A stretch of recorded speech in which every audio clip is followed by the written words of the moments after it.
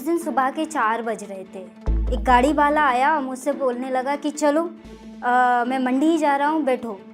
मैं जैसे ही बैठी उसने गाड़ी तेज़ से भगा ली और मुझसे बोलने लगा कि कितने पैसे चाहिए, जितने तू एक हफ्ते में कमाती है उससे ज़्यादा दूंगा।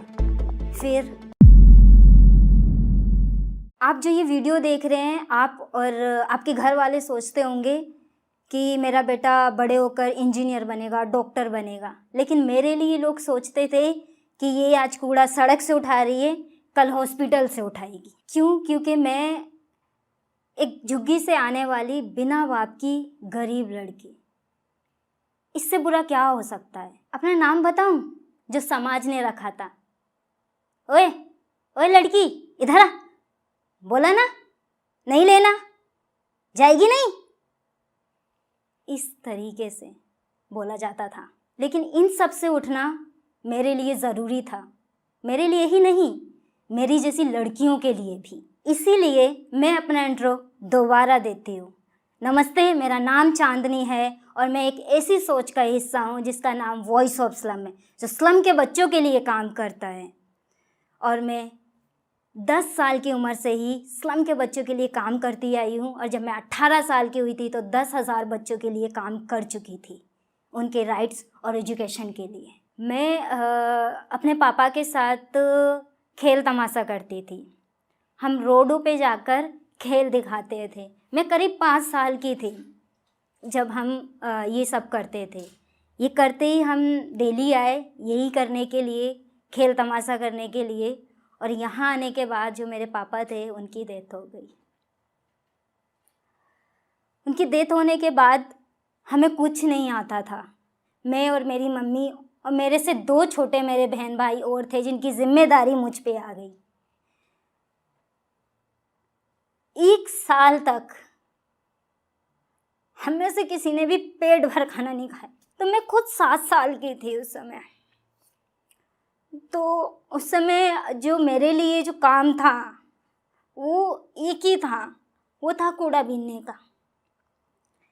मैंने अपनी मम्मी के साथ कूड़ा बीनना स्टार्ट किया, मार्केट्स में जाना, रोडों पे कूड़ा बीनना स्टार्ट किया। तो जब कूड़ा बीनते हुए जब मैं बच्चों को देखती थी ना, जो बच्चे मतलब स्कूल जा रहे होते हैं, ड्रेस पहने हुए थे, तो उन्हें देख के इतना मतलब यही सोचती थी उन्हें देखकर कि ये मौका मुझे कब मिलेगा, कि मैं कब जाऊंगी स्कूल, और स्पेशली मुझे ड्रेस कब मिलेगी पहनने को। ये हमेशा था कि अगर स्कूल जाने को मौका मिला या ना मिला, लेकिन ड्रेस ज़रूर पहनूंगी अपनी लाइफ में। तो मैंने जब कूड़ा बीनना स्टार्ट किया तो काफ़ी स्ट्रगल था, क्योंकि मुझे कूड़ा बीनना शुरू से नहीं पसंद था। लेकिन वो कहते हैं ना, पेट की मजबूरी इंसान से ना कुछ भी करा देती है। कुछ समय बाद मैंने कूड़ा बीनना छोड़ दिया, क्योंकि उस समय भी बहुत प्रॉब्लम आती थी। मार्केट के अंदर कूड़ा बीनना बंद करवा दिया गया था। पुलिस वालों ने कहा कि आप कूड़ा नहीं बीन सकते। रात में जाते थे कूड़ा बीनने। आज से अगर 5 साल पहले की बात करें तो कोई भी रोड सेफ नहीं हुआ करता था। उस समय 3 बजे रात के मैं कूड़ा बीनने निकलती थी, क्योंकि दिन में नहीं बीनने दिया जाता था। और मुझे सबसे ज़्यादा कुत्तों से डर लगता है। क्यों? क्योंकि वो मुझे बहुत काटते थे। तो कुत्तों से, और यहाँ की कोई भी इंसान है ना, रात में कोई इंसान अच्छा नहीं मिलता आपको। तो वो वाला जो पल था वो उस तरीके से गुजरा। फिर मैंने कूड़ा बीनना बंद किया। फिर मैंने फूल बेचना स्टार्ट किए। मैं रेड लाइट पे फूल बेचती थी, मार्केट के अंदर बेचती थी। बहुत लोग ले लेते थे और बहुत लोग बहुत गंदी तरीके से बात करते थे। मैंने देखा कि मेरे साथ एक बच्ची और थी जो फूल बेच रही थी। मैंने एक बार देखा कि वो बच्ची हम दोनों को ना घर जल्दी जाना था और हम दोनों के फूल नहीं बिके। तो उसने कहा ऐसा करते हैं, ज़बरदस्ती बेचेंगे इसे लोगों को और हम घर जाएंगे, क्योंकि रात में काफ़ी रात हो चुकी थी। तो वो कुछ लोगों के पीछे ज़बरदस्ती जाने लगी कि ले लो फूल ले लो। तो उसने फूल नहीं लिया और उसने उस बच्ची के ना थप्पड़ मारा रखकर।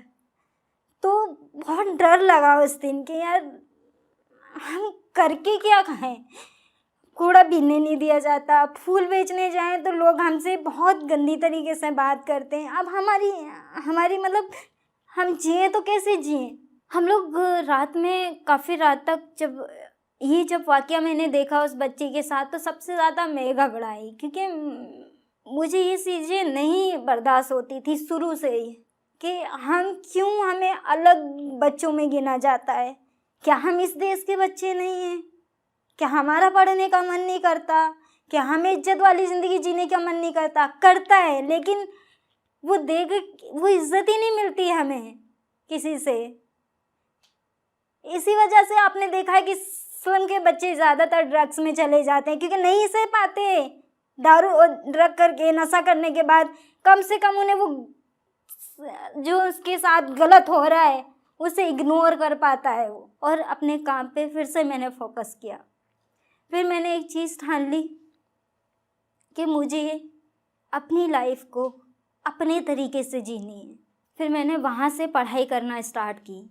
कुछ लोग किसी ऑर्गेनाइजेशन से आके रोड पर बैठा के बच्चों को पढ़ाते थे। मैं वहाँ जाके पढ़ती थी और मैं जितने भी मेरे आसपास के बच्चे थे सबको ले जाकर वहाँ पर बोलती थी कि पढ़ो, क्योंकि मुझे पता था कि पढ़ लिख कर आप एक अच्छा इंसान बन सकते हो। एक मतलब आप लाइक जो मेन स्ट्रीम सोसाइटी में लोग हैं आप उनकी तरह बन सकते हो। तो फूल बेचना बंद किया तो भुट्टा बेचना स्टार्ट किया। तो भुट्टा के लिए भी मुझे नोएडा से दिल्ली जाना होता था और 50 किलो भुट्टा करीब में लेकर आती थी। लेकिन भुट्टा खरीदने के लिए सुबह 4 बजे सुबह मंडी पहुंचना बहुत ज़रूरी होता था। फर्स्ट कि वहाँ से गाड़ी अगर आप नहीं पहुँचे तो आपको गाड़ी नहीं मिलेगी और वो 50 किलो भुट्टा आप नोएडा तक नहीं ला पाओगे। सेकंड कि वो महंगा हो जाता है, जितना टाइम बढ़ता है लोग भीड़ बढ़ती है उतना ही वो महंगा होता चला जाता है। तो मैं सुबह मुझे 4 बजे जाना होता था, तो डेली मैं बस पकड़ के जाती थी। तो एक दिन क्या हुआ कि मैं भुट्टा लेने के लिए निकली, लेकिन मेरी जो बस थी वो छूट चुकी थी। और मैंने देखा कि आसपास मतलब मैं दूसरी बस का वेट नहीं कर सकती थी, क्योंकि अगर दूसरी बस का वेट करती तो मैं फिर उस दिन भुट्टा लेकर ही नहीं आ पाती। मैंने देखा कि पास में एक कार खड़ी थी। मैं उस गाड़ी के पास गई, मैंने कि भैया मंडी चलोगे क्या? बोला कि हाँ चलूँगा, बैठो। तो मैंने कहा बाकी सवारी के आगे वाले स्टॉप से चढ़ा लूँगा मैं उसे, आप बैठो और मुझे जाना भी उधर ही है। जब उसने ये कहा तो मतलब मेरे पास कोई और चारा नहीं था, मैं उसमें बैठ गई। मैं जैसे ही बैठी उसने गाड़ी चला दी और बहुत तेज़ी से चला दी। मैंने उससे बोला कि भैया सवारी तो ले लो, तो मुझसे बोलता है तू बोल तुझे कितने पैसे चाहिए, जितना तू एक हफ्ते में कमाती है ना, मैं अभी उससे ज़्यादा दे दूँगा तुझे। मेरे हाथ और पैर इतनी तेज़ी से काँपने लगे थे और दिल की धड़कन इतनी ज़्यादा बढ़ गई थी, मुझे कुछ समझ में ही नहीं आ रहा था कि मैं बोलूँ क्या। तो मैंने उससे ये बोला भैया आपको किराया मैं दे दूँगी, मुझे यहीं उतार दो। तो उसने गाड़ी नहीं रोकी। मुझे लगा कि आज मेरे साथ जो भी होने वाला है कि शायद बहुत बुरा होगा और मैं नहीं बचूँगी। मुझे वो जो सुनी थी कहानियों में कि किसी के साथ ऐसा हुआ वैसा हुआ, वो सारी की सारी उस टाइम पे याद आने लगी। लेकिन मेरे साथ एक अच्छी चीज़ हुई कि रास्ते में डीएनडी पड़ गया, जिससे लोग कोसते हैं, लेकिन मैं उसे हमेशा शुक्रिया करती हूँ कि अगर वो डीएनडी नहीं पड़ता तो पता नहीं मेरे साथ क्या होता। जैसे ही उस बंदे ने उस डीएनडी पे गाड़ी रोकी, मैं उतर के मैंने वहाँ से बिना देखे ऐसी रोड पे भाग लगाई और चलती गई और पैदल मैं अपने घर तक पहुँची। उस दिन बिना भुट्टा लिए मैं अपने घर पहुँची और पूरे दिन मैं अपने घर से निकली नहीं, उस झुग्गी में बंद हो गई। लेकिन शाम जब हुई तो वही थॉट आने लगे कि यार इन सब प्रॉब्लम को अगर मैं देखूं तो मतलब शाम को यही लगा कि अगर मैं ऐसे ही हाथ पे हाथ धर के बैठी रहूँगी तो ना ही मैं खा पाऊँगी और ना ही मेरे बहन भाई खा पाएंगे। और किसी की वजह से मैं अपनी ज़िंदगी और अपनी बहन भाई की ज़िंदगी क्यों बर्बाद करूँ। और फिर मैंने ये भी सोचा कि मेरी जैसी बहुत सारी लड़कियाँ जो हैं उनके साथ तो आए दिन होता रहता है ये, और वो फिर भी सह रही हैं, और मैं उसकी वजह से क्यों घर में बैठूं। फिर मैं घर से निकली, उसी बीच में मैंने राइट्स के बारे में जाना कि बच्चों के राइट्स होते हैं, एक्ट होते हैं, उनके अधिकार होते हैं। मैंने वो जानकर जब ये पता चला तो मैंने और अच्छे से उन बच्चों के लिए काम करना स्टार्ट किया और फाइट करना स्टार्ट की। जब मैं 18 साल की हुई, जब मैंने वॉइस ऑफ स्लम स्टार्ट किया, फिर जब वॉइस ऑफ स्लम का आइडिया आया तो जेबी फटी हुई थी। लोग बोलने लगे कि तुम पागल हो गए हो, तुम वो चीज़ बांटने के लिए निकल रहे हो जो तुम्हारे पास है ही नहीं, ना एजुकेशन ना पैसा, और कह रहे हो सैकड़ों बच्चों को पढ़ा दोगे, कैसे। फिर हम दोनों ने, मैंने और मेरे साथी देव ने मिलकर वेटरिंग करना स्टार्ट किया। हम शादी और ब्याह में जाकर वेटरिंग करते थे और उससे जो पैसा आता था उन पैसों से हमने वॉइस ऑफ स्लम के जो बच्चे थे उन्हें हम पढ़ाते थे, एजुकेशन देते थे।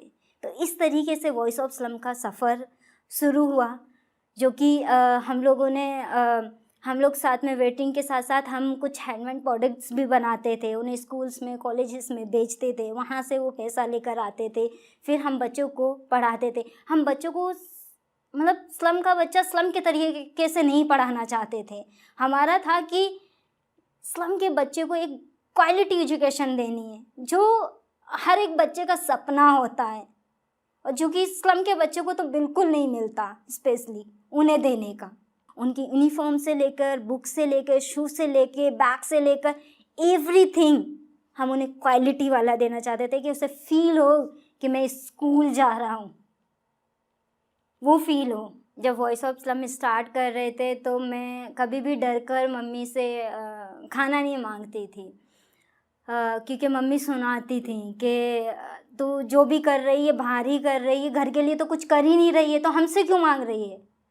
तो सुनने के चक्कर में मैं क्या करती थी, हमेशा 10 रुपये रखती थी, और मैं और देव जब भी हम लोग जाते थे बच्चों को पढ़ाने के लिए, हम गोलगप्पे खाते थे और गोलगप्पे वाले से कहते थे भैया इसमें बहुत सारे आलू भर दो, और बहुत सारे आलू भरवा के जब हम गोलगप्पे खाते थे क्योंकि उससे पेट भर जाता था। मैं वहाँ से आती हूँ जहाँ पर लड़की क्या लड़कों को भी पढ़ने नहीं दिया जाता है, और मैं लड़की होके वहाँ ये सोच रही थी कि मैं खुद तो पढ़ूंगी और बहुत सारी लड़कियों और बच्चों को पढ़ाऊंगी, जिसकी वजह से ये सोचने पे मुझे थप्पड़ भी पड़ते थे, गालियाँ भी पड़ती थी और डांट भी पड़ती थी कि भाई यहाँ पर लड़के नहीं भेज रहे, तू कह रही है मैं भी पढ़ूंगी और बच्चों को भी पढ़ाऊंगी। लेकिन मेरे अंदर एक जिद थी कि किसी को तो शुरू करना पड़ेगा, क्यों ना मैं।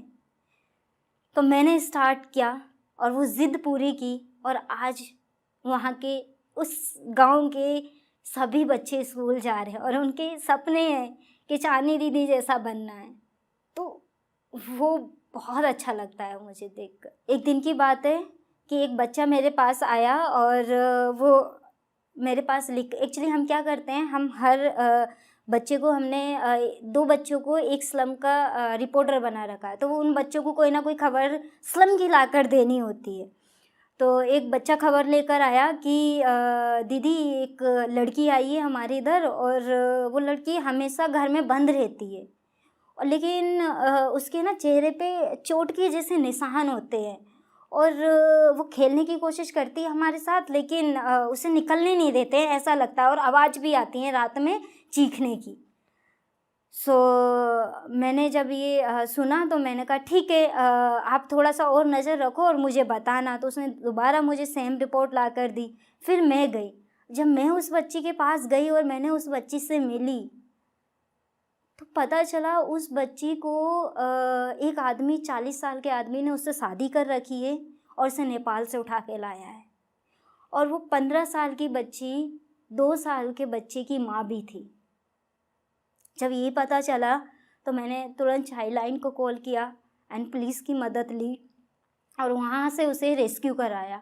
जब रेस्क्यू कराया तो पता चला कि उस बच्ची के साथ उसका ससुर, देवर और जिसने शादी कर रखी थी, वो तीनों ही उसके साथ शारीरिक और मानसिक तौर पर शोषण कर रहे थे।